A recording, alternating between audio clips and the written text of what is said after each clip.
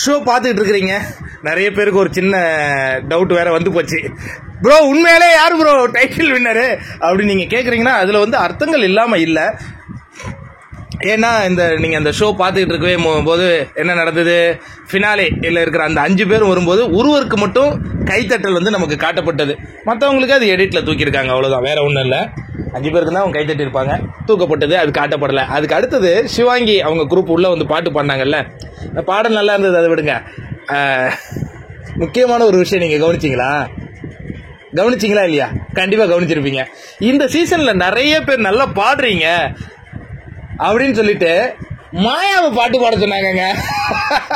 ஆனா இந்த சீசன் ஃபுல்லா சூப்பரா பாடிட்டு இருந்தது யாரு? அர்ச்சனா. ஒருவேளை லைவ்ல அது நமக்கு காட்டப்படல, லைவ்ல அவங்களுடைய பாடல்கள் பாடியிருப்பாங்களா என்னன்னு தெரியல. பட் நமக்கு காட்டுறது தான் நம்ம சொல்ல முடியும். மாயா அவங்க பாட்டு பாடிட்டு இருக்காங்க. சரி, அதுக்கு அடுத்தது முக்கியமான ஒரு விஷயம் இதாங்க. அர்ச்சனா அவர்கள் பேசும்போது விசித்ரா அம்மாவின் முகபாவனை பயங்கர ட்ரெண்ட் ஆயிட்டு இருக்கு.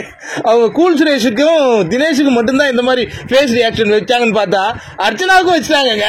ஐயோ, ஏன் விசித்ரா அவர்களுக்கு இவ்வளவு கோபம் இருக்கு?